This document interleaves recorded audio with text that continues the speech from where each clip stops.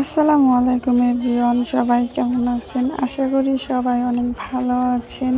এই গরমে আম মাখা খেতে কারই না ভালো লাগে বলেন তো? তার জন্য আজকে আমি আম মাখলাম। আরেকটা কথা, আমার এই ভিডিওটি কে কোন জায়গা থেকে দেখতেছেন অবশ্যই কমেন্টে জানিয়ে দিবেন। আর যদি ভিডিওটি ভালো লাগে তাহলে অবশ্যই লাইক কমেন্ট শেয়ার করে দিবেন। এই তো অনেক গরম পড়ছিল সেদিন, তো আমি আম মাখিয়েছিলাম। এই তো আমি আমগুলো কাটছিলাম, গাছের থেকে একটু আগে পেড়ে নিয়ে আসছি অনেকগুলো আম। এই তো এখন আমি একটা একটা করে সবগুলো আম কেটে নিয়েছি। এখন ধুয়ে নেব সুন্দর করে যাতে কোনো ময়লা না থাকে। এই তো এখন আমি সবগুলো আম ধুয়ে নিচ্ছিলাম, তারপরে মাঝখান দিয়ে কেটে তারপরে কাটবো আর কি। এই তো সবগুলো ধুয়ে নিচ্ছিলাম। আর আমার এই ভিডিওটি কে কোন জায়গা দেখতেছেন, কে কোন জায়গা থেকে দেখতেছেন অবশ্যই কমেন্ট করেন। বসে বসে কি করবে না।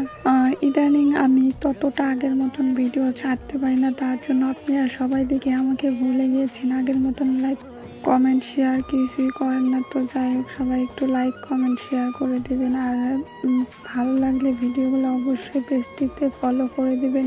এই তো এখন আমি আমগুলো মাঝখান থেকে কেটে ওই বিচিগুলো বের করে দিচ্ছিলাম, তারপরে আমি কুচিয়ে নিব আমগুলো।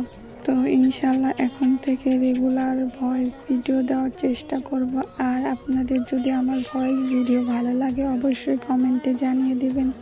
আর একটা কথা বলে রাখি, যদি আমার কথায় কোনো ভুল ত্রুটি হয়ে থাকে তো অবশ্যই সবাই ক্ষমার দৃষ্টিতে দেখবেন। আর এইবার সবাই ঈদ কেমন কাটলো তাও অবশ্যই কমেন্টে বলে যাবেন, কে কোথায় ঘুরতে গিয়েছিলেন।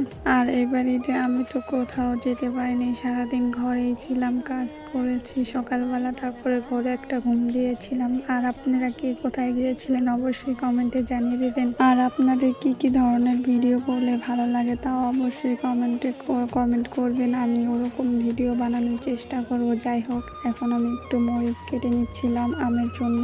তো এই তো মরিচ কেটে নিচ্ছিলাম, তার সাথে একটু ভম্বার মরিচ, কাঁচামরিচ, লবণ সব কিছু দিয়ে এখন আমি আমটাকে মেখে নিব লবণ দিয়ে। এই তো আমি মেখে নিচ্ছিলাম। আর এখন ভিডিও এডিট করার সময় আমার অনেক পরিমাণে খেতে মন চাইতেছিল, কিন্তু কি করব, কিছু করার নাই। আর আপনারা কেউ নজর দিয়েন না, খেতে মনে চাইলে অবশ্যই বরগুনা চলে আসবেন। এই তো এখন আমি একটু সরিষার তেল নিয়ে নিচ্ছি, তারপরে একটু মাখিয়ে নিব, তাহলেই হয়ে যাবে আমার আম মাখা। আসলে আম মাখাটা অনেক মজা হয়েছিল, আমার কাছে তো অনেক ভালোই লেগেছিল। তো আপনাদের কাছে কেমন লাগলো আম মাখাটা অবশ্যই কমেন্টে জানিয়ে দিবেন।